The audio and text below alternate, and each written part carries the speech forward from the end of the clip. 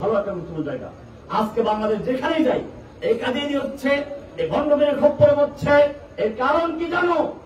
ঈমান যদি সত্যিকার অর্থে তাওহীদ অন্তরে বসত, তাহলে ফেরাউনের স্ত্রীকে ঈমান থেকে সরাতে পারে নাই, বিলাল হাবশিকে ঈমান থেকে সরাতে পারে নাই, সুমাইয়াকে ঈমান থেকে সরাতে পারে নাই। দুনিয়ার কোন লোক, দুনিয়ার কোন ভয় ভীতি তাকে ঈমান থেকে সরাতে পারে না। এটাই বলেছে একজন সেই খ্রিস্টান আলেম, সেই হেরাকেল রোমের সম্রাট। সে তখন মুসলিম হয় নাই বা শেষ পর্যন্ত মুসলিম হয় নাই, এখানে হাদিসে আছে, কিন্তু সে কাফের। তারপরে সে বলেছে ওয়াকাযালিকাল ঈমান, এটাই হচ্ছে ঈমানের বৈশিষ্ট্য, এটাই হচ্ছে ঈমানের চরিত্র, এটাই হচ্ছে ঈমানের প্রকৃতি। হিনা তুখালিতু বাশাশাতু আল কুলুবা, যখন এই ঈমানের বাশাশাত, ঈমানের তৃপ্তি, ঈমানের স্বাদ তার অন্তরের সঙ্গে মিশে যায়, চিনি যেরকম ভাবে পানির সঙ্গে মিলালে গুলে যায়, এরকম ভাবে যদি কারো অন্তরের সঙ্গে ঈমানটা মিলে যায়, মিশে যায়, তখন যত অত্যাচার, নির্যাতন, জুলুম আসুক না কেন, তাকে ঈমানের থেকে চুল পরিমাণ সরাতে পারে না। সে কাদিয়ানী হতে পারে না, সে খ্রিস্টান হতে পারে না। যদি কোন মেয়ের ভিতরে ঈমান ঢুকে যায়, সেই মেয়ে কোন হিন্দুর সাথে প্রেম করে শেষ পর্যন্ত ধোঁকা খেয়ে বাচ্চা নিয়ে, হিন্দুর বাচ্চা নিয়ে বলতে পারে না যে আমাকে হিন্দু ধোকা দিয়েছে, তুই বিয়ে করতে কেন ধোকা দিয়ে। কত বড় দুর্ভাগ্য জাতি। এজন্য আমি তোমাদের নবীন আলেমদেরকে বলবো, যারা বুখারী পড়ছো, তোমাদের মনে রাখতে হবে তাওহীদের দাওয়াত, ঈমানের বাশাশাত প্রত্যেকটা মানুষের অন্তরে ঢুকিয়ে দাও। আল্লাহ নবী সাল্লাল্লাহু আলাইহি ওয়াসাল্লাম মক্কায় কাজটাই করেছেন।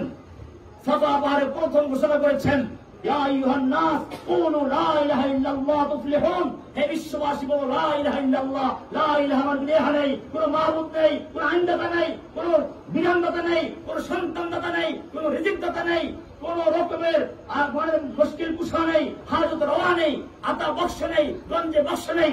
লা ইলাহা সব উদ্ধার করে দিয়ে, পরিষ্কার করে দিয়ে শুধু একজনকে মানো, ইল্লাল্লাহ। একজন আছেন কে?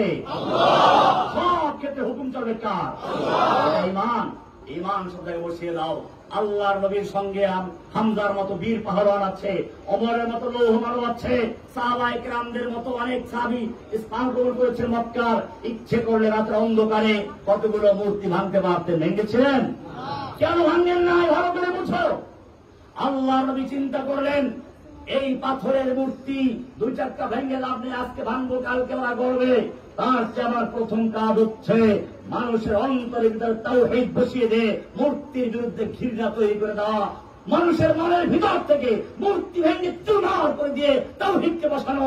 এই কাজ যদি আমি করতে পারি, এক সময় এই লোকেরাই এই মূর্তিগুলো ভেঙে চুরমার করে ফেলবে। দেখেন নাই, একটু তাওহীদের বাতাস বইছিল। সেই 2009 থেকে তাওহীদের দাওয়াত দেওয়া শুরু করেছিলাম। সেই বাচ্চারাই আজকে যখন আন্দোলন শুরু করলো, তখন ওই যে কি যেন একজনকে কি বানাইছিল,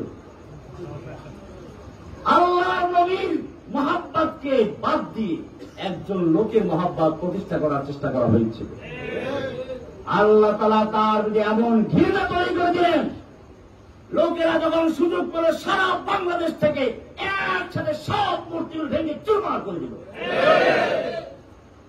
যেখানে ভাঙতে পারে না সেখানে গলায় ক্রেনের রশি লাগিয়ে তারপরে ক্রেন দিয়ে টেনে ভেঙে চুরমার করে দিয়েছে।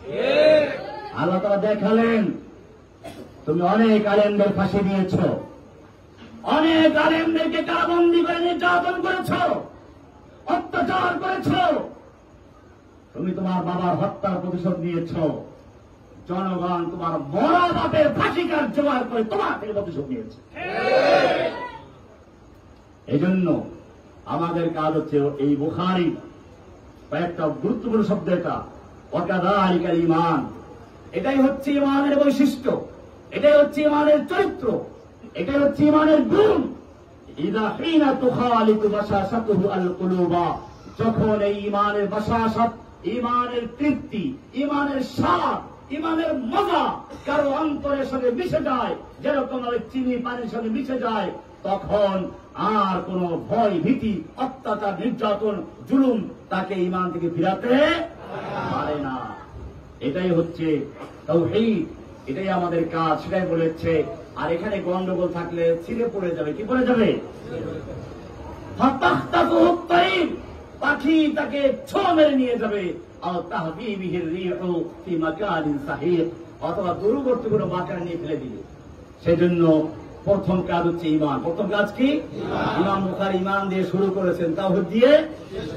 এরপরে ঈমানের উপরে কিন্তু আলোচনা আছে, ইচ্ছা ছিল সেগুলো করার, কিন্তু অনেক কম আলোচনা হয়ে গেছে, আমি আর লম্বা করছি না। ঈমানের ব্যাপারে কতগুলো সংজ্ঞাটা কি, কতগুলো মাযহাব আছে, এগুলো আবার যদি কোনো সময় আসার সুযোগ হয় ইনশাআল্লাহ আলোচনা হবে। সুযোগ না হলে উস্তাদরা যারা পড়ান তারা তো পড়াচ্ছেন আলহামদুলিল্লাহ, এখানে যোগ্য আলেমরা আছেন, আমাদের ছাত্ররাও আছে এখানে, তারা নিশ্চয়ই আমাদের থেকে যেহেতু পড়াশোনা করেছে আলহামদুলিল্লাহ সৎভাবেই তারা পড়াবে ইনশাআল্লাহ। এই আস্থা আমাদের তাদের উপর আছে। কারণ আমাদের ছাত্র যারা আলহামদুলিল্লাহ তারা কমপক্ষে দুই একটা দিন শীত যায়, বেশিরভাগ আমি দেখেছি, বেশিরভাগ যে যেখানে আছে উজ্জ্বল নক্ষত্রের মতো হয়ে কাজ করছে। আল্লাহ সুবহানাহু ওয়া তাআলা আজকের এই মজলিসে যাদেরকে বসার তৌফিক ইনায়েত করেছেন তাদেরকে কবুল করেন, আমিন। যারা আজকের এই দর্শন